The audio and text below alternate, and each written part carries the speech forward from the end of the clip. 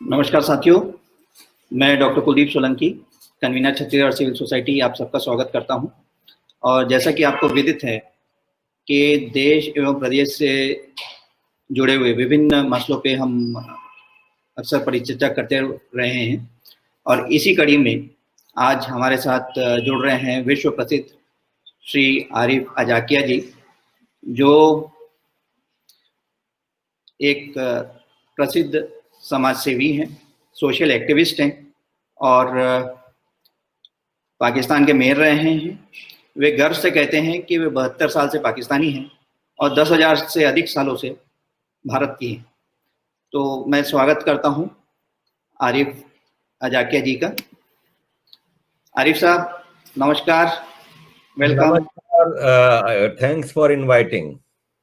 Chhattisgarh civil society के समस्त सदस्यों की तरफ से मैं आपका स्वागत करता हूं। बहुत बहुत शुक्रिया, थैंक यू एंड नमस्कार दर्शकों को, एवरीवन। जैसा कि हमारे सदस्यों को विदित है कि विगत कुछ 1.5 महीने पहले हमने बॉयकॉट अमेज़न की एक मुहिम शुरू की थी और उसके तहत हमने ये देखा था कि अमेज़न जो है विभिन्न जगहों पे, जैसे डोर मैट्स, टॉयलेट सीट्स वगैरह पे हमारे देवी देवताओं के चित्र इस्तेमाल कर रहा है, जो बहुत ही गलत है। उसके कुछ फोटोग्राफ्स हम आपसे शेयर करते हैं।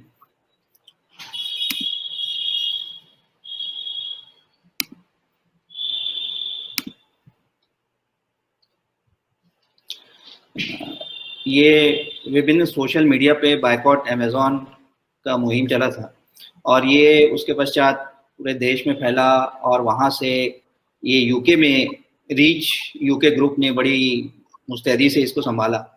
इसमें आरिफ भाई ने न केवल सहयोग दिया बल्कि इसका मार्गदर्शन भी किया। हम एक छोटा सा वीडियो भी शेयर करते हैं आपसे।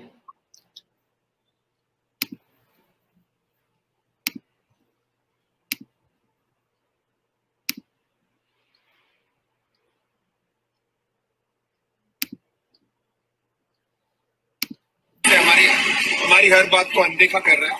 अमेज़न हमेशा हमारी हर चीज में हिंदू फोबियक है और आप देख सकते हैं कि कैसे हमारे जो डोर मैट्स, टॉयलेट मैट्स, यहाँ तक कि अंडरवेयर और टी शर्ट तक भी हमारे भगवानों की फोटो से बने हुए हैं।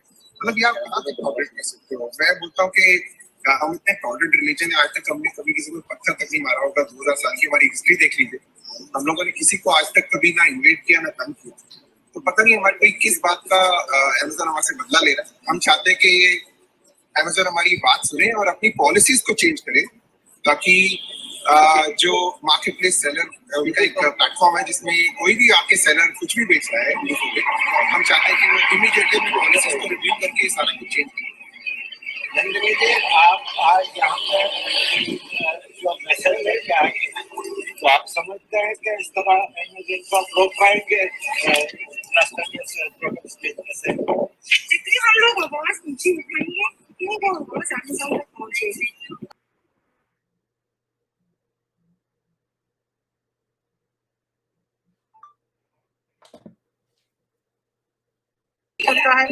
हमारा रिलीजियस सिंबल्स को बहुत बड़ा तरीके से दिखाता है। तो बहुत इनसेंसिटिविटी जो अमेज़न की सिर्फ और सिर्फ हिंदुइज्म की तरफ, ये बहुत दुखी बात है और इसको हम लोग इग्नोर नहीं कर सकते। अमेज़न तो फिर मैसेज देना बहुत जरूरी है कि Amazon enough is enough, change your policies now. We Hindus support you, trust you. You are breaking that trust again and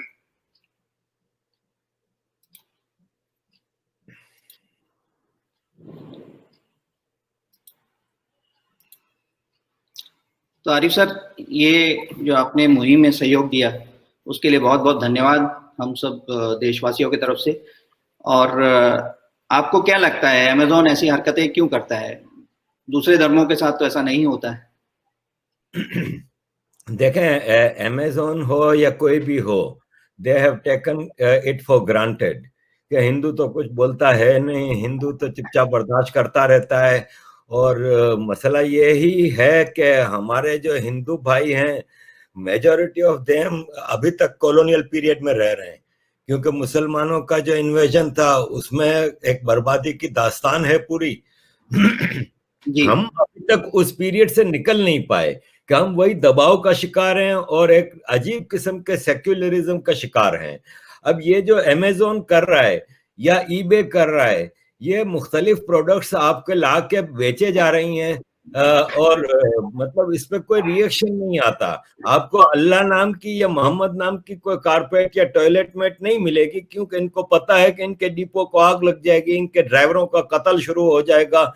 लेकिन इनको पता है ये हिंदू तो कुछ बोलेगा नहीं। ये वैसे ही है जैसे अंग्रेज सरकार, आपको पार्लियामेंट्री रिकॉर्ड में मिल जाएगा, ब्रिटिश पार्लियामेंट में ये स्पीचेस मौजूद हैं कि ब्रिटिश सरकार को हिंदुस्तान में हिंदुओं से कोई मसला नहीं है, खतरा है तो मुसलमानों से मसला है।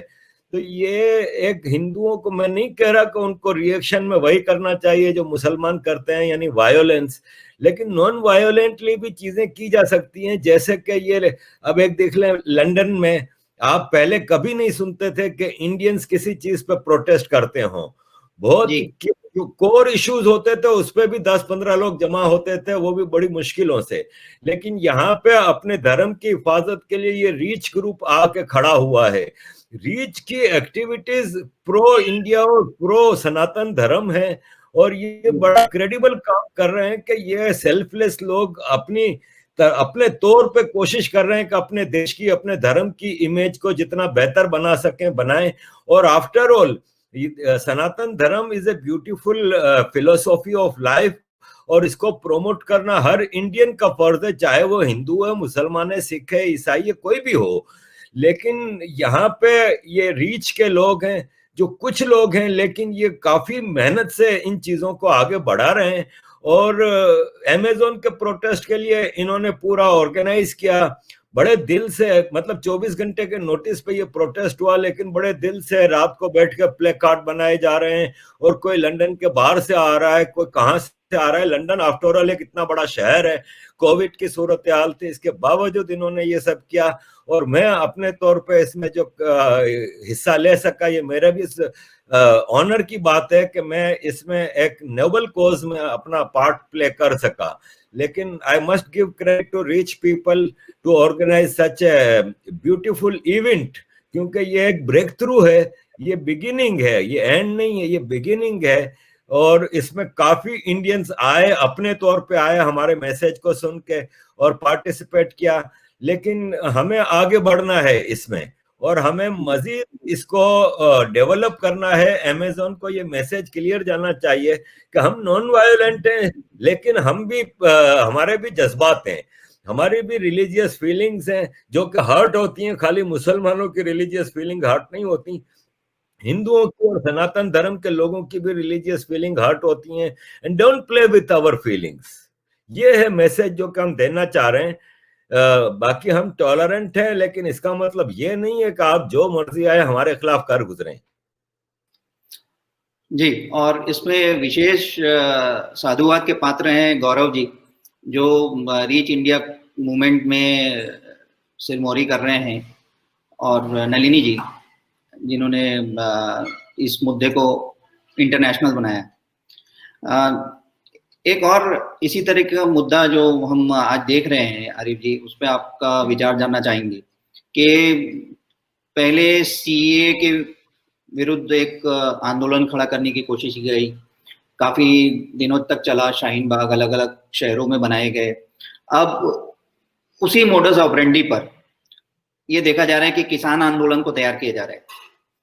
मतलब 25-50 हजार लोग, 138 करोड़ लोगों की चुनी हुई सरकार जो बहुमत में है, उसके विरुद्ध ये दबाव डाल रहे हैं कि आप जो कानून बनाए हैं, जो पास किए हैं, जिसको राष्ट्रपति ने मोहर लगा दी है, उसको आप वापस लें। तो ये एक प्रकार का डेमोक्रेसी से मोबोक्रेसी की तरफ, जो भीड़ तंत्र जिसे हम बोलते हैं हिंदी में, उस तरफ जा रहा है पूरा सिस्टम।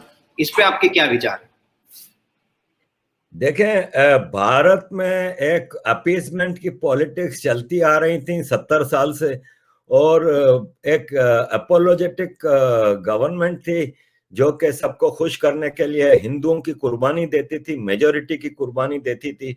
सेक्युलरिज्म नाम का एक ऐसा ड्रामा भारत में रचाया जा रहा है जबकि सेक्युलरिज्म का मतलब होता है कि स्टेट हैज नो रिलीजन।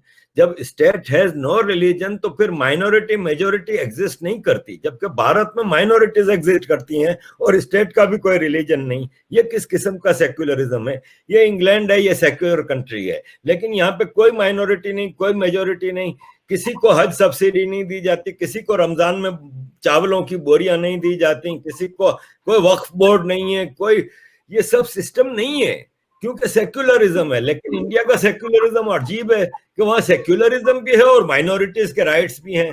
तो ये एक सरकार चली आ रही थी। अब एक अवेयरनेस की हुकूमत आई है 2014 से, जो कि 2014 के बाद भारत में पब्लिक ने, आम जनता ने भरपूर वोट दिया है एक पार्टी को तब्दीली लाने के लिए कि दे वोंट चेंज। अब ये जो एक ढकोसला चल रहा था उसको खत्म करने के लिए अब वो सरकार ने 2019 के इलेक्शन के बाद अपने इलेक्शन मैनिफेस्टो, जिसकी बुनियाद पे इनको मेजॉरिटी से वोट मिला है, उसको इम्प्लीमेंट करना शुरू किया। तो वो जो सरकार, जो कुछ सरकारें थी या कुछ पॉलिटिकल पार्टीज थी, जो कि एक तो डायनास्टिक पॉलिटिकल पार्टीज हैं कि बाप मर गया तो बेटा आ गया, बेटा मर गया तो बेटी आ गई, ये चीजें हर स्टेट में चल रही थी और सरकार, सेंट्रल सरकार में भी यही हो रहा था, उनकी पॉलिटिक्स खत्म हो रही थी। दूसरा, आपको एक चीज याद रखना होगा कि भारत के दुनिया में दो बड़े दुश्मन हैं, एक है चाइना और एक है पाकिस्तान। ये दो कंट्रीज भारत में मुसलसल इंसर्जेंसी फैलाने की कोशिशें करती रहती हैं। जैसा कि आपने देखा कि खालिस्तान मूवमेंट 1980s में चलाई गई, 89 से कश्मीर में इंसर्जेंसी चलाई गई, भारत के मुसलमानों को लेकर एक दुनिया में एक कैंपेन चलाई गई। ये सारी चीजें पाकिस्तान करता आया है। अब आपने देखा कि जब भारत में ये तब्दीलियां आई और एब्रोगेशन ऑफ आर्टिकल 370 हुआ, जब सुप्रीम कोर्ट ऑफ इंडिया ने अयोध्या मंदिर के रिस्टोरेशन का फैसला दिया, जब ट्रिपल तलाक का फैसला हुआ, तो इन लोगों को अचानक, एक तो दो चीजें हैं, एक तो वो भारत की पॉलिटिकल पार्टीज जिनकी अपनी दुकानें बंद हो रही थी, और एक पाकिस्तान और चाइना जो देख रहे थे कि भारत अब एक नए भारत बनता जा रहा है, तो इन्होंने अपना खेल शुरू किया। सिटीजन अमेंडमेंट एक्ट क्या है जिसके खिलाफ इन्होंने इतना बड़ा ड्रामा किया? Citizen amendment act, Jawaharlal Nehru साहब की स्पीच मौजूद है इंडियन पार्लियामेंट में 1947, नवंबर 1947 में। उन्होंने कहा था कि जितने भी Hindu, Sikh, non Muslim word इस्तेमाल किया था इन्होंने, कि जितने भी नॉन मुस्लिम पाकिस्तान में रह गए हैं उनके लिए ये देश खुला है, वो जब उधर खतरा महसूस करते हैं वो इधर आकर रह सकते हैं। तो यही क्या है ना सिटीजन अमेंडमेंट एक्ट। तो क्या कांग्रेस की वो सरकार जो इस आंदोलन को सपोर्ट कर रही थी शाहीन बाग के, क्या वो अपने उन बुजुर्गों की बातें भूल गई? डॉक्टर अंबेडकर, वल्लभ भाई पटेल जी और महात्मा गांधी, इन सब की स्पीचेस आपको 1947-48 में मिलेंगी, जिसमें उन्होंने कहा है कि जो नॉन मुस्लिम पाकिस्तान में रह गया है वो जब खतरा महसूस करे उनके लिए ये देश इनका है, जब आना चाहे आ जाए। Citizen amendment.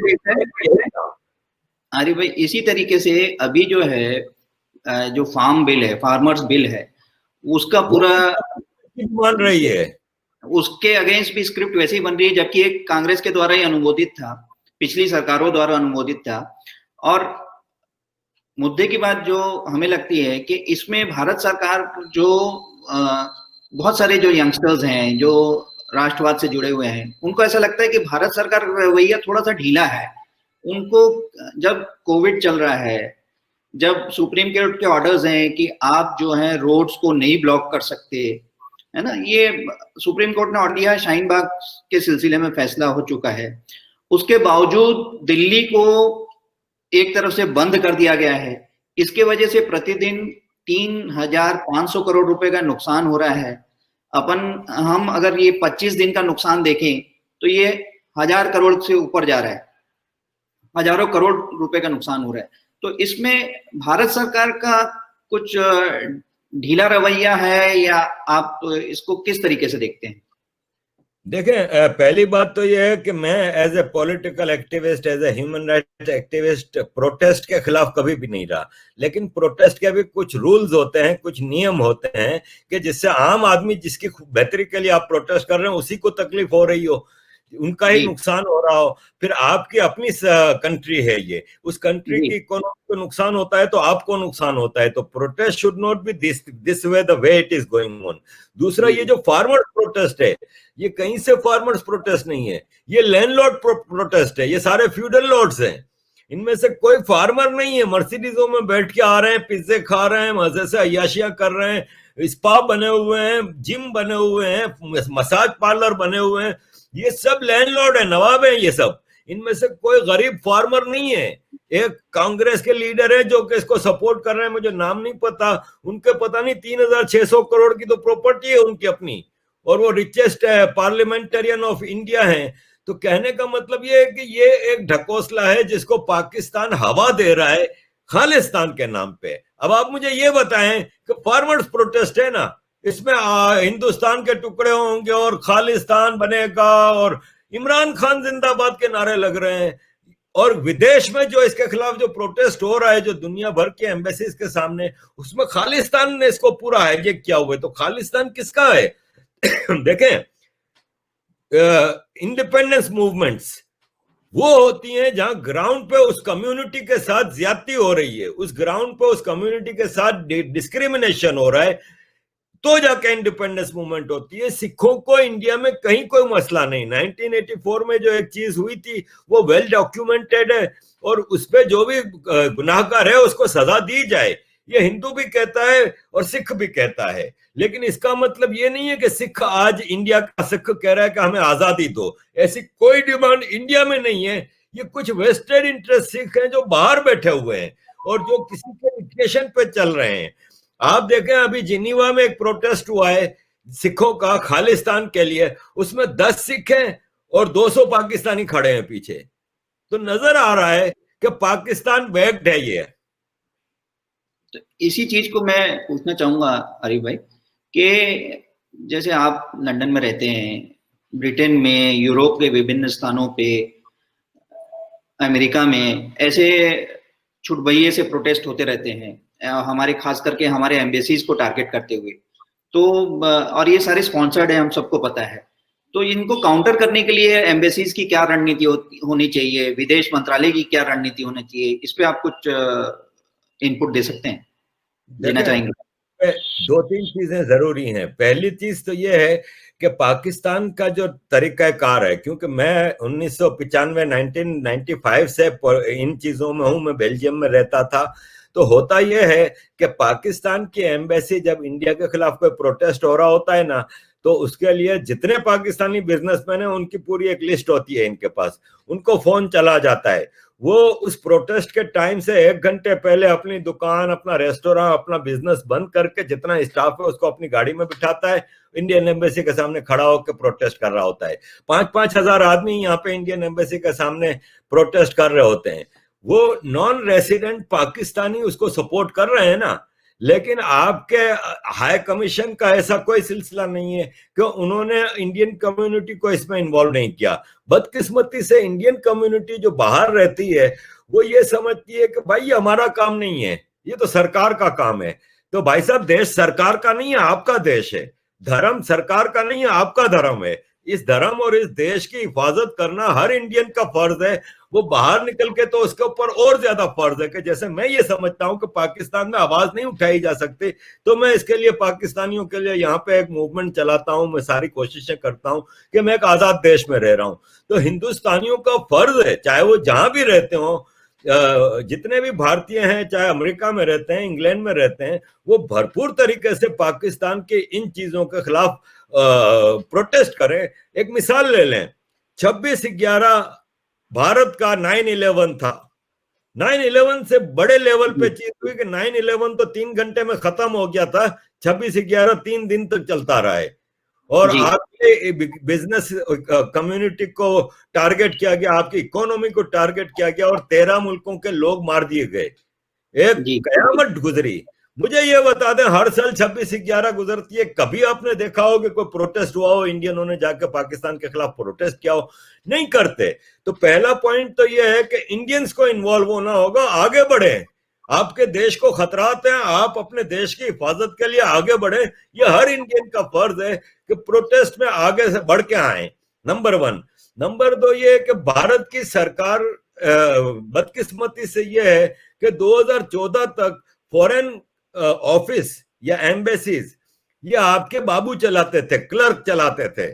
और ये जो क्लर्क है या ये जो ब्यूरोक्रेसी है, ये ब्यूरोक्रेसी आज भी वही है कि मोदी जी ने आके सारी ब्यूरोक्रेसी को निकाल तो नहीं दिया ना, वही ब्यूरोक्रेसी है। मैं 95 से जिनीवा जाता हूँ, United Nations human rights commission attend करने, काउंसिल कहते हैं आप इसको, 90s में ये कमीशन होता था। मैं सेशन अटेंड करने जाता था, वहां पे इंडिया के सिविल सोसाइटी या एनजीओ कौन आते थे? कोई प्रोफेसर होता था जवाहरलाल नेहरू यूनिवर्सिटी का, कोई प्रोफेसर होता था अलीगढ़ यूनिवर्सिटी का, कोई प्रोफेसर होता था जामिया मिल्लिया इस्लामी का। ये तो 3 यूनिवर्सिटी के प्रोफेसर आपकी फॉरेन पॉलिसी चलाते थे। तो अब बड़ा काम है मोदी सरकार को करना कि आप ब्यूरोक्रेसी चेंज नहीं कर सकते, लेकिन आपको उस माइंडसेट को चेंज करना है ब्यूरोक्रेसी के, कि आप एग्रेसिव फॉरेन पॉलिसी रखें। भारत की फॉरेन पॉलिसी डिफेंसिव है, पाकिस्तान की फॉरेन पॉलिसी अग्रेसिव है। एक से एक थिंक टैंक बनाए हुए हैं पाकिस्तान ने, MEPs खरीदे हुए हैं, MPs खरीदे हुए हैं, US सेनेटर्स खरीदे हुए हैं, एक लॉबिंग का पूरा जाल फैला हुआ है। पाकिस्तान की गरीब जनता को खिलाने का पैसा नहीं है पाकिस्तान के पास, लेकिन ये एग्रेसिव फॉरेन पॉलिसी पे पाकिस्तान का खूब पैसा लगता है। भारत को भी इसी तरह एक एग्रेसिव फॉरेन पॉलिसी बनानी होगी। तो आपका कहने का तात्पर्य ये है आरिफ जी कि भारत को जिस तरीके से स्पॉन्सर्ड तरीके से पाकिस्तान अपने लोगों को लाता है, 1 घंटे पहले दुकानें बंद करवा के पैसा खर्च करता है, उस तरीके का कुछ भारत के विदेश मंत्रालय को भी कुछ व्यवस्था करनी चाहिए। देखें उसके, वो तो जो मैंने आपको बताया कि जो पाकिस्तानी इन्वॉल्व होता है वो तो पहले आपको इंडियंस को तैयार करना होगा, वरना लाख आपको इसमें वो करें, लेकिन अगर इंडियन ही प्रोटेस्ट में नहीं आएंगे तो कैसे वो होगा। वो तो एक बात हो गई प्रोटेस्ट की, और उसके लिए आपको एक इंडियन NRIs को ट्रेन करना होगा। आप अभी होडी मूडी था 2 साल पहले, 1.5 साल पहले जो ह्यूस्टन में हुआ, तो मैं भी अपने NGO की तरफ से वहां पे कवरेज के लिए गया था ह्यूस्टन। अब आप देखें अंदर 10,000 इंडियन बैठा हुआ है बाहर हम प्रोटेस्ट कर रहे हैं, एक इंडियन हमारे साथ आके खड़ा नहीं हो रहा। तो इंडियन जो NRI है उनको आप नवरात्रि पे बुलाएंगे तो आ जाएंगे, कोई बड़े फंक्शन में बुलाएंगे तो आ जाएंगे, लेकिन प्रोटेस्ट वो कहते हैं ये हमारा काम नहीं है। तो भाई ये किसका काम है फिर? अब आपकी खातिर यहाँ पे कोई बंगाली आके या पाकिस्तानी आके या मलेशियन आके थोड़ी प्रोटेस्ट करेगा। आपके देश का हम खतरा है, आपने आके करना है। तो पहले तो आपने भारतीय जो बाहर रहते हैं उनको तैयार करना है। नंबर 2 ये कि भारत को अपने फॉरेन पॉलिसी में अग्रेशन लानी होगी। इसकी मामूली मिसाल देख लें कि कनाडा में चाइना की फोर्सेस विंटर वॉर की प्रैक्टिस कर रही हैं। भाई किससे लड़ने के लिए? वियतनाम से लड़ने के लिए कर रही हैं या जापान से लड़ने के लिए? बर्फ का इलाका कहाँ है? लद्दाख में है, तिब्बत में है। तो भारत से लड़ने की प्रैक्टिस कर रहा है कनाडा में। कनाडा का प्रधानमंत्री के भारत के अंदरूनी मसलों पे बोल रहा है। मुझे ये बताएं कि खालिस्तान हो रहा है इंग्लैंड की सड़कों पे, कनाडा की सड़कों पे। भारत अगर पाकिस्तान होता है इसकी जगह तो पाकिस्तान ने तो एक हंगामा खड़ा कर देना था। भारत के मिनिस्टर ऑफ एक्सटर्नल अफेयर्स ने एक छोटा सा बयान दे दिया, बात खत्म हो गई। इस मुद्दे को उठाना चाहिए। फिर FATF है, FATF में पाकिस्तान को ग्रे लिस्ट में रखा हुआ है। अगर भारत अग्रेसिवली चलता तो अब तक पाकिस्तान ब्लैक लिस्ट में जा चुका होता।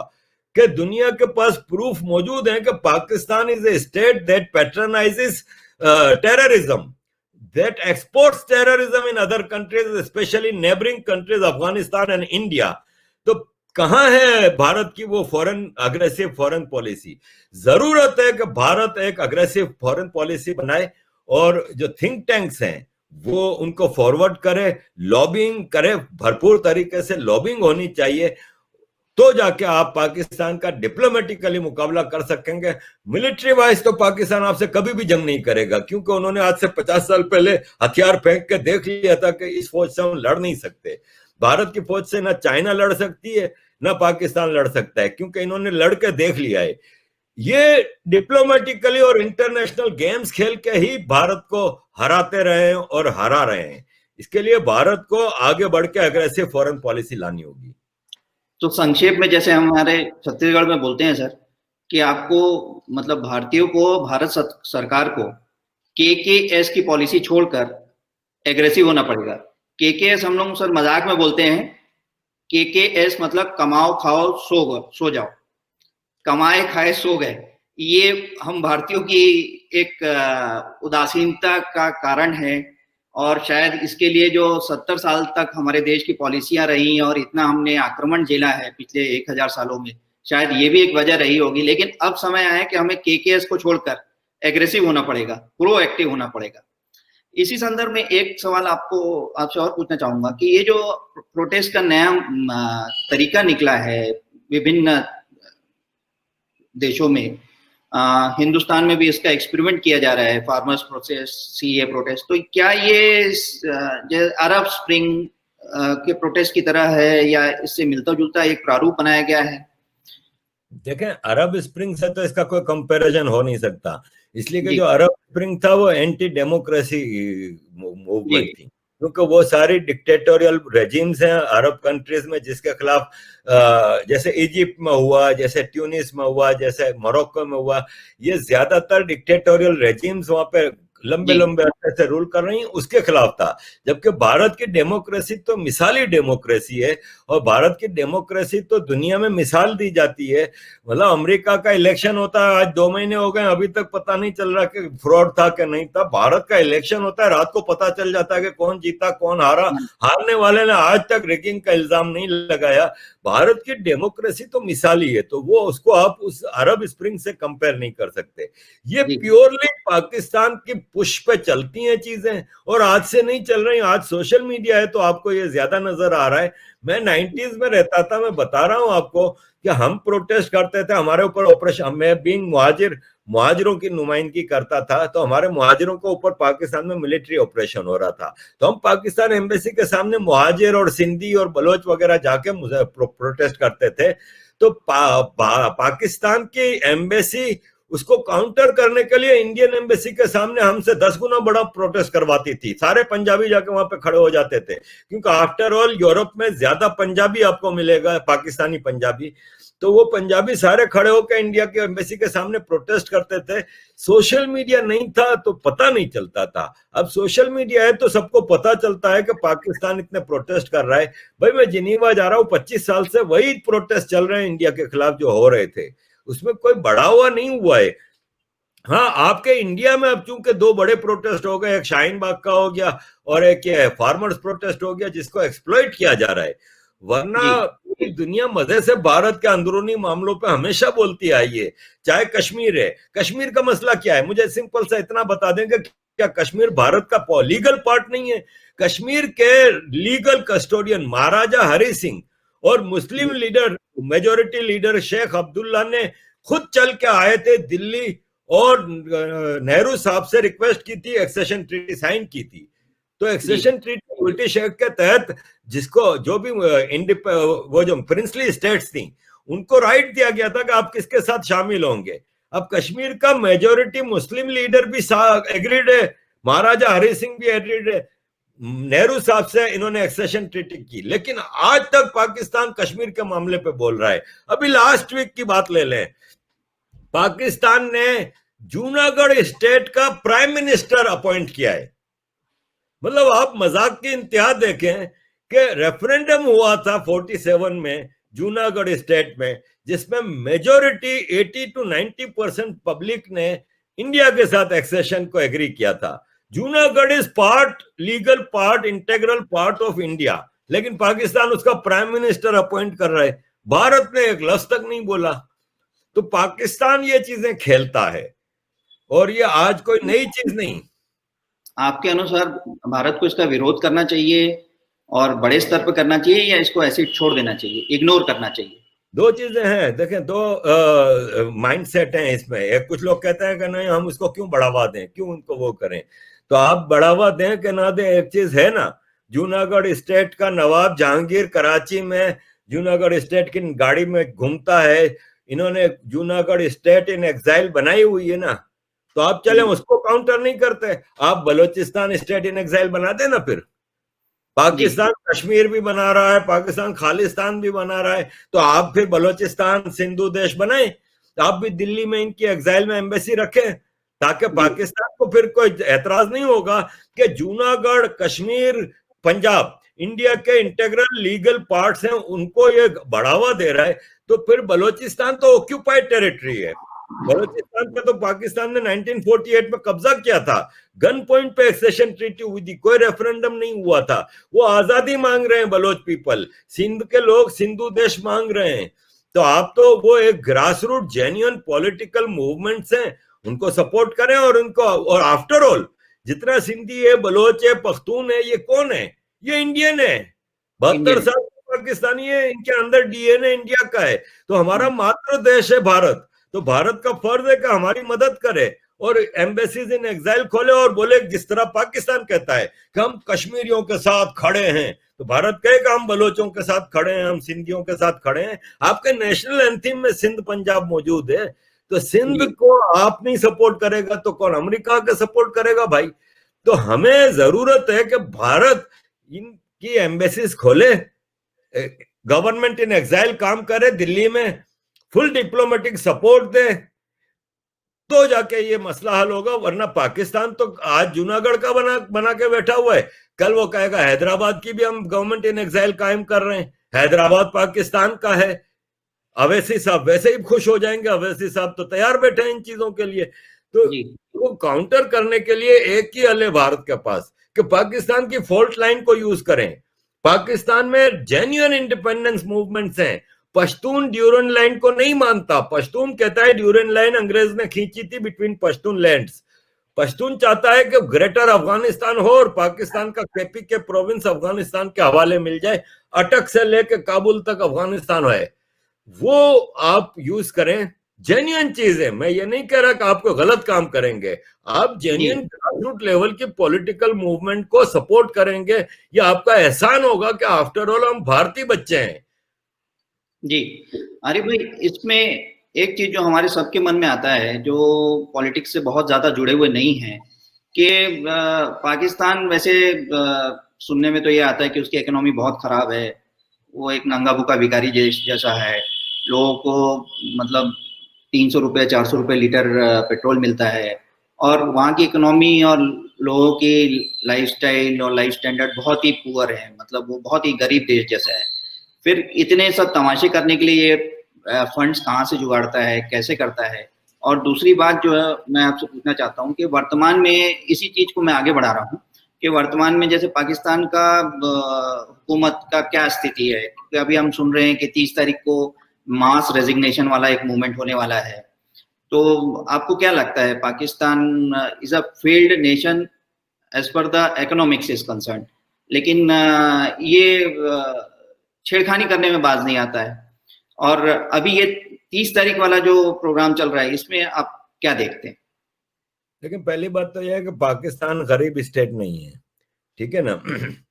ये हिंदुस्तान है ना, इंडिया, ये काबुल से लेकर रंगून तक जो इंडिया होता था, ये बड़ा अमीर दुनिया का इलाका है, कुदरत ने बड़े रिसोर्सेज दिए हैं। मसला ये है कि पाकिस्तान की जो फौज है, पाकिस्तान की मिलिट्री बड़ी करप्ट है। बलोचिस्तान और सिंध से natural resources billions of dollar के एक्सप्लॉइट किए जा रहे हैं by Chinese and Punjabi army, और ऊपर ऊपर खाए जा रहे हैं। आवाम को देने के लिए पैसा नहीं है, आवाम की जिंदगी बर्बाद करके रखी हुई है। लेकिन ये जो टेररिज्म के लिए इनके पास बड़ा पैसा है, ये जो डिप्लोमेटिक टेररिज्म है उसके लिए भी इनके पास बड़ा पैसा है, और इस पर खूब खर्च करते हैं। और बाकी जो है वो करप्शन। आपको मुझे ये बता दें कि इंडिया के इतने प्रोफेशनल आर्मी है, मुझे कोई एक जनरल या एक ऑफिसर का बच्चा बता दे जो यूरोप में पढ़ता हो। लेकिन पाकिस्तान में तो जनरल को दूर की बात, कर्नल और ब्रिगेडियर के बच्चे भी सारे अमेरिका और यूरोप में पढ़ते हैं। भाई एक बच्चा यूरोप में ये पढ़ाने का मतलब है 25,000 पाउंड साल का खर्चा। हमारे जनरल गफूर हैं, मेजर जनरल गफूर साहब, जो कि ISPR के DG थे, इनके 3 बच्चे यूरोप में पढ़ते हैं, साल का 1 लाख पाउंड खर्चा है, जबकि इनकी साल की तनख्वाह मेरा ख्याल है 20,000 पाउंड है। तो कहां से पूरा कर रहे हैं? 1 लाख पाउंड तो 3 बच्चों के लिए, अपनी शाहाना लाइफ कैसे गुजार रहे हैं। पापा जॉन्स वाले पिज्जा वाले आपने देखा ही था, जनरल सलीम बाजवा। तो कहने का मतलब यह है कि पैसा बढ़ा है, ये गलत तरीकों पे यूज हो रहा है।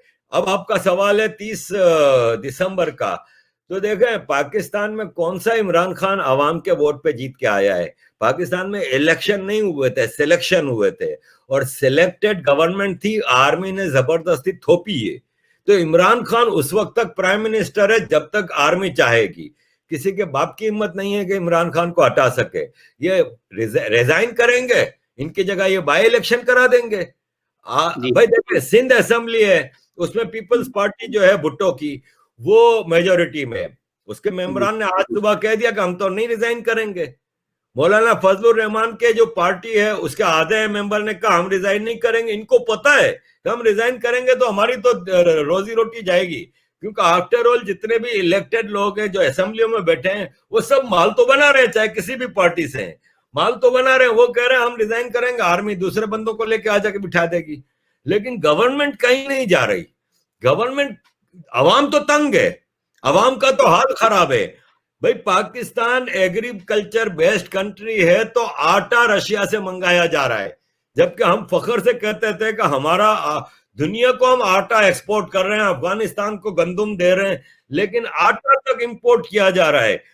टमाटर, वेजिटेबल्स, शुगर, हर चीज के प्राइस इमरान खान ने 2 साल में मल्टीप्लाई कर दिए हैं, डबल हो गई है, ट्रिपल हो गई है। पेट्रोल में इन्फ्लेशन का तो बाजार गर्म है, बेरोजगारी की इंतहा हो गई है, क्रिमिनलाइजेशन ऑफ सोसाइटी है। लेकिन एक चीज है जो ये अवाम को बड़ी प्यार से खिलाते हैं और अवाम बड़े प्यार से खाती है, वो है रिलीजियस चूरन, मजहबी चूरन। क्या आपके नबी पाक की बेइज्जती हो रही है, इस्लाम खतरे में है, पाकिस्तान इतना बड़ा दुश्मन इंडिया बैठा हुआ है, ये उस पर अवाम फिर बैठ जाती है। और आज भी 90% पाकिस्तानी ये बिलीव करते हैं कि इनकी जो फौज है ना वो हाजी है, नमाजी है, वो बड़ी नेक है, जबकि ये करप्ट तरीन दुनिया की फौज है। तो मसला यहाँ पे ये है कि पाकिस्तान के पास रिसोर्सेज भी हैं, और पाकिस्तान की जो गवर्नमेंट है ना वो आर्मी की छितर छाया में चल रही है। चाहे ये लाख रिजाइन कर लें, चाहे ये लाख वो कर लें, कुछ नहीं होने वाला। ये जो मूवमेंट है पीडीएम की, कौन चला रहा है? नवाज शरीफ की बेटी। नवाज शरीफ की हिस्ट्री उठा कर देख लें, सारी फौजी हुकूमतों के साथ तैयार बैठा था, हुकूमत करता आया है। आज बाजवा कह दे कि नवाज शरीफ साहब आपकी बेटी को मैं प्राइम मिनिस्टर बना रहा हूं, वो फौरन बैठ जाएगा पांव में, जी जी जी प्लीज आ जाएंगे। वो पूरी उसी तनख्वाह पे काम करने को तैयार होगा। दूसरी कौन सी पार्टी है? बिलावल भुट्टो की पीपल्स पार्टी। परदादा जो था सर शाहनवाज भुट्टो, वो जूनागढ़ स्टेट का दीवान था। नाना था जो वो भुट्टो, जुल्फकार अली भुट्टो, वो पाकिस्तान का प्राइम मिनिस्टर। मां थी पाकिस्तान की प्राइम मिनिस्टर। बाप जरदारी था पाकिस्तान का प्रेसिडेंट। आप इनसे तवक्को रख रहे हैं? मौलाना फजलुर रहमान कौन है? मौलाना मुफ्ती महमूद का बेटा। मुफ्ती महमूद जमीयत उलमाए इस्लाम के प्रेसिडेंट थे, जिसने जुल्फकार अली भुट्टो के खिलाफ 9 पार्टी मूवमेंट चलाई थी, और जियाउल हक मार्शल लो उसी के कहने पे लाया था। मौलाना मुफ्ती महमूद का बेटा फजलुर रहमान, ये सब आर्मी के चिट्टे बिट्टे हैं। इनके पेरेंट्स, इनके खानदान आर्मी की गुलामी करते रहे। आज इनकी मूवमेंट टोटल ये है कि इमरान खान को हटा के हमें ले आओ भाई, हम उस तनख्वाह पे काम करने को तैयार हैं। आम पाकिस्तानी की जिंदगी नहीं बदलने वाली। आम पाकिस्तानी की जिंदगी भी नहीं बदलेगी। और आप आरिफ भाई, माइनॉरिटीज, स्पेशली हिंदू और सिख जो पाकिस्तान में फंस गए हैं हमारी 70 साल की गलत नीतियों की वजह से, उनके राइट्स के बहुत बड़े चैंपियन हैं आप। वर्तमान में जो हिंदू और सिख माइनॉरिटीज हैं या क्रिश्चियन माइनॉरिटीज हैं, उनका क्या स्टेटस है पाकिस्तान में? उनकी क्या स्थिति है? हमें जो खबर मिलती है कि उनकी स्थिति बहुत दयनीय है, वे बेचारे बहुत मुफलिसी में जी रहे हैं, बहुत तकलीफ में हैं। आप क्या कहना चाहेंगे इस बार? देखें, मैं समझता हूं दुनिया की सबसे ऑपरेस्ड कोई पीपल हैं तो पाकिस्तान की रिलीजियस माइनॉरिटीज हैं। इसमें इस तरह से देख लें कि एक तो ब्लास्फेमी लॉ है। पूरी दुनिया में जितनी भी जेलें हैं उनमें जो ब्लास्फेमी के केसेस की जो जेल में बैठे हुए हैं ना कैदी, आधे पाकिस्तान में, पूरी दुनिया में आधे पाकिस्तान में ब्लास्फेमी के तलवार के नीचे केस भुगत रहे हैं जेलों में। हमारे दर्शकों के लिए ब्लास्फेमी के बारे में थोड़ा सा समझा दें तो बेहतर है। लेके आपने नबी पाक के बारे में कोई गलत बात कर दी, आपने कोई ऐसी बात कर दी, अब उसका मिसयूज होता है। मिसयूज ऐसे होता है कि आज से मेरा ख्याल है 5-6 साल पहले एक क्रिश्चियन लड़का लड़की काम करते थे ईंटों के भट्टे पे, तो उनको सैलरी नहीं दे रहा था मालिक। इन्होंने जाके मालिक से बहस की, तो मालिक ने क्या किया कि कई दिन का पैसा बाकी था, उसने क्या किया कि कुछ कुरान के पेपर जला के इनकी झोपड़ी के बाहर रख दिए और मौलवी को जाके कहा कि देखो इन्होंने कुरान जलाया है। उनको उठा के ईंटों के भट्टे में जला दिया मियां बीवी को। ये रिकॉर्डेड चीजें हैं, मैं झूठ नहीं कह रहा। कल मैंने एक रिपोर्ट पढ़ी है कि पिछले 9 महीनों में 55 हिंदू और सिख लड़कियों को अगवा करके रेप करके फोर्सफुली कन्वर्जन करवाया है। आपको याद होगा कि 2 साल पहले ननकाना साहब में गुरुद्वारा साहब के ऊपर पथराव हुआ था। वो यूं हुआ था कि रंजीत कौर या पता नहीं एक लड़की थी, सिख लड़की, उसका अगवा होता है, उसको रेप करते हैं और फिर उसकी वीडियो आती है कि मैं अपनी मर्जी से इस्लाम कबूल कर रही हूँ। मेरा ख्याल है कोई 6-7 महीने बाद उसको इजाजत मिली अपने माँ बाप के पास जाने की, तो इसके माँ बाप रोए कि भाई तुमने क्यों इस्लाम कबूल किया? तो उसने कहा मुझे धमकी दी गई थी कि अगर तुम इस्लाम कबूल नहीं करोगी तो तुम्हारे छोटे भाई बहनों को मार देंगे, तुम्हारे माँ बाप को मार देंगे, तो मैंने आप लोगों के लिए बलिदान दिया है। तो माँ बाप ने कहा कि फिर हम तुम्हें वापस नहीं जाने देंगे, हम तुम्हारे साथ हैं। जब उन्होंने वापस जाने से इनकार कर दिया, पूरा मुसलमान जमा हो गया ननकाना साहब का, गुरुद्वारा साहब पे पथराव हो रहा है, उनके घर का घेराव हो गया। सरकार आई, सरकार ने आके मेडिएशन की और मेडिएशन ये की कि भाई लड़की तो मुसलमान हो गई, अब दुनिया की कोई ताकत इसको आपके पास रहने को वो नहीं कर सकती, भेज दिया वापस। क्या करोगे आप? पाकिस्तान में अभी 13 साल की एक लड़की आरजू को 44 साल का आदमी अगवा करके ले जाता है बाय फोर्स। अदालत फैसला देती है कि हाँ उसने अपनी मर्जी से इस्लाम कबूल किया। अरे 18 साल से कम उम्र का आदमी अपनी सिम नहीं ले सकता, वोट नहीं डाल सकता, वो शादी भी कर रही है और अब अदालत ने कहा चूंकि मुसलमान हो गई है तो अब तो वो मुर्तिद हो जाएगी। मुर्तिद की सजा मौत है। मुर्तिद वो होता है जो इस्लाम छोड़ के चला जाए, तो कहते हैं अब वो वापस इस्लाम छोड़ के जाएगी तो उसकी सजा तो मौत है। ये है पाकिस्तान में।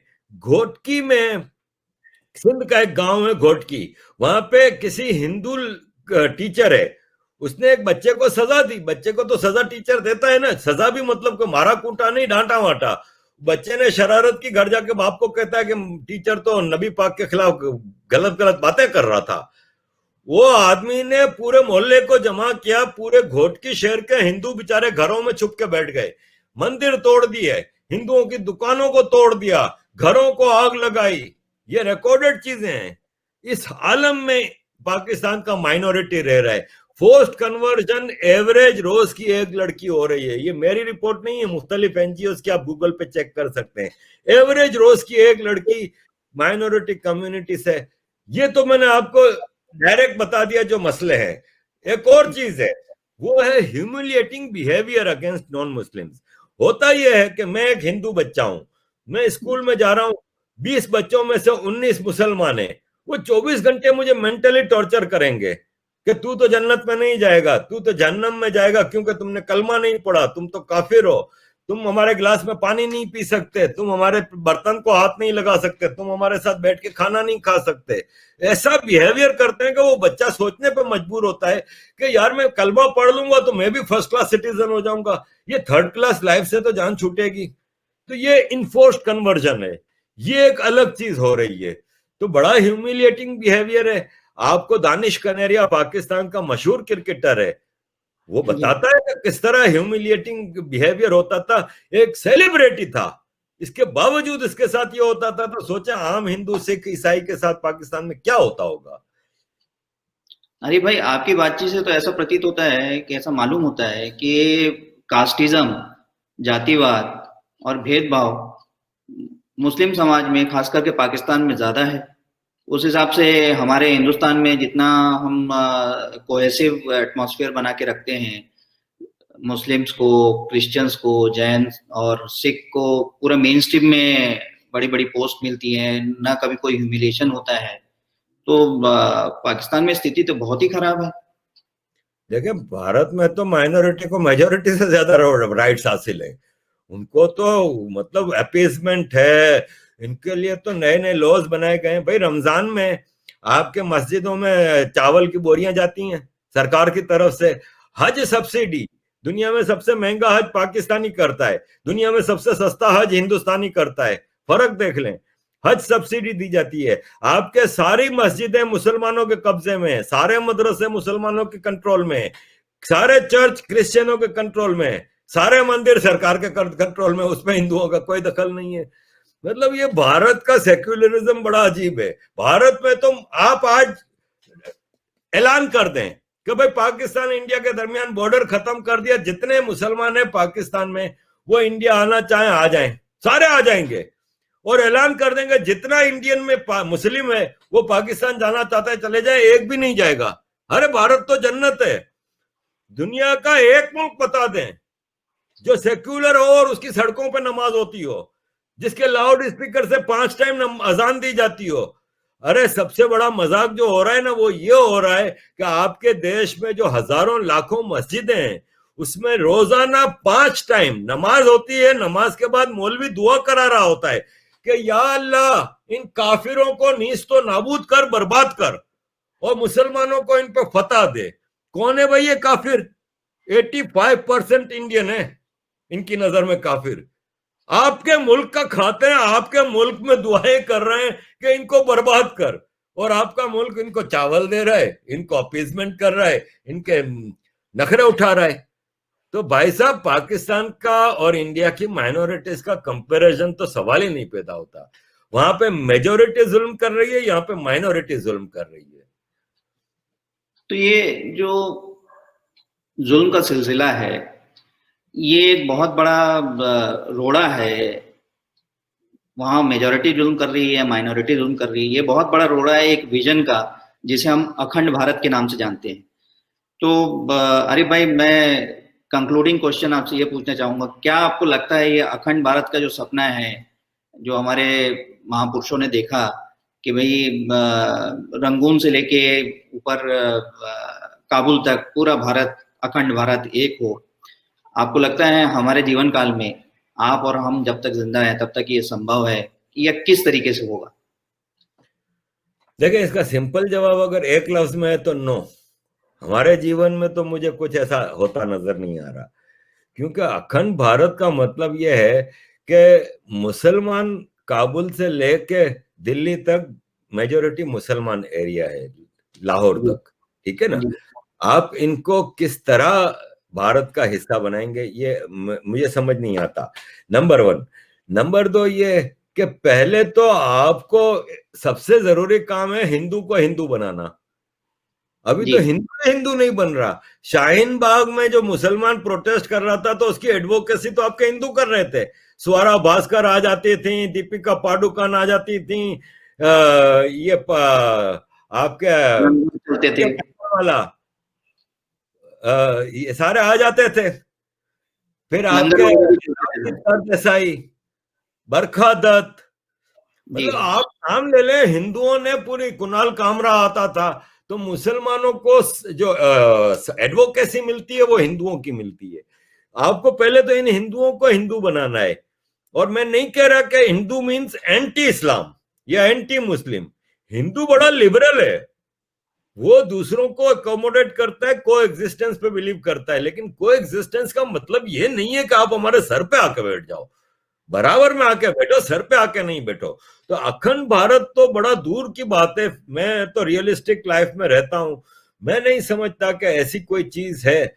बहुत हुआ तो आपके साथ सिंधु देश आपके साथ मिल जाएगा, लेकिन आफ्टर ऑल बलूचिस्तान एक इंडिपेंडेंस की मूवमेंट चला रहा है, वो इंडिया के साथ अलायंस की यह बात नहीं कर रहा। इवन के 1971 में जब बांग्लादेश को आपने आजाद कराया तो 25 साल पहले ही वो आपका हिंदुस्तान का हिस्सा था, आपने उसको इंडिया के साथ एक्सेशन ट्रीटी ऑफर नहीं की, तो आप कैसे वो करेंगे? आपने उसको एक इंडिपेंडेंट स्टेट तो बना दिया। क्या इंदिरा गांधी साहिबा ने शेख मुजीबुर रहमान को एक बार भी कहा कि आप इंडिया के साथ क्यों नहीं मिल जाते? तो मैं समझता हूं कि Akhand Bharat is a very difficult thing to achieve. I don't know in future क्या होगा, लेकिन हमारी जिंदगियां 20, 25, 30, 40, 50 साल के अंदर मुझे तो मुश्किल नजर आता है कि ऐसा कुछ हो सकता है। देखें, एक और भी चीज है कि मुख्तलिफ थ्योरीज होती है ना। मैं हमेशा बंटवारे को रोता हूं कि बंटवारे ने हम सबका जिंदगी बर्बाद कर दी, ये वो। लेकिन एक इंटेलेक्चुअल से मेरी बहस हो रही थी तो उसने कहा कि इंडिया के बेहतर हुआ कि बंटवारा हो गया। आज आपसे 20 करोड़ मुसलमान नहीं संभाले जा रहे, अगर बंटवारा ना होता तो आज 60 करोड़ मुसलमान होते, वो हावी हो जाते इन हिंदुओं के ऊपर जो मेजोरिटी आज भी कॉलोनियल पीरियड में रह रहे हैं, वो हावी हो जाते और इंडिया में इस तेजी से इस्लाम फैलता कि गजवा हिंद का ख्वाब पूरा हो जाता। तो ये बंटवारा इंडिया के लिए अच्छा ही हुआ कि आपको सिर्फ 20 करोड़ मुसलमानों से लड़ना पड़ रहा है, वरना 60-70 करोड़ मुसलमान होते तो फिर क्या हाल होता। तो अखंड भारत अब इतना मुसलमान हो चुका है, काबुल से लेकर लाहौर तक, फिर आपके कलकत्ता से आगे चले जाएं, तो मैं समझता हूं कि Akhand Bharat is A unrealistic object. European union की तरह कोई एक सिंगल मार्केट हो जाए कि बॉर्डर फ्री सिंगल मार्केट हो, वो भी बहुत दूर है। इसकी वजह यह है कि ट्रस्ट का फुकदान है। भारत के वेस्ट में जो पाकिस्तान है वहां, और फिर इसके बाद अफगानिस्तान है। अगर हिस्टोरिकली भी देखें तो भारत में ज्यादा इन्वेजन जो हुआ है वो गौरी, गजनवी, अब्दाली, नादिर शाह दुर्रानी, ये सब उधर ही से आए हैं। तो भारत कैसे ट्रस्ट कर सकता है इन लोगों के? तो सिंगल मार्केट भी अभी दूर की बात है। हाँ, कोई ऐसा कांड हो जाए कि पाकिस्तान की इकोनॉमी इस हद तक गिर जाए कि पाकिस्तान के 4 टुकड़े हो जाएं, जो कि मुझे लगता है कि पाकिस्तान तो डिसमेंबर होगा, और फिर उसमें अगर 4 स्टेट बन जाती हैं कि पंजाब, सिंध, सिंधु देश, बलूचिस्तान, केपीके, और फिर कोई ऐसी ट्रस्ट बिल्डिंग होती है 15, 20, 25 सालों में, और फिर कोई कॉमन मार्केट हो जाए कि बॉर्डर फ्री मूवमेंट हो जाए। लेकिन यूरोपियन यूनियन में 26 मुल्कों के दरमियान आप मूव कर सकते हैं, सिंगल करेंसी कर लिए, सब कुछ है, लेकिन स्टिल फ्रांस एक कंट्री है, बेल्जियम एक कंट्री है, जर्मनी एक कंट्री है। तो वैसे ही भारत, श्रीलंका एक कंट्री रहे, भूटान एक कंट्री रहे, लेकिन एक अखंड भारत की जो शक्ल जो हमें बताई गई है वो तो अनरियलिस्टिक लग रहा है मुझे। चलिए, हमें प्रैक्टिकल रहना है और कैरी होम मैसेज। और कंक्लूजन में मैं जो आज की बातचीत बड़ी सार्थक रही आरिफ भाई, और हम और भी आगे आपसे निवेदन करेंगे कि समय समय पर आप अपनी हमारी बातचीत जारी रहे। आपने आज हमें ज्वाइन किया, उसके लिए बहुत बहुत धन्यवाद।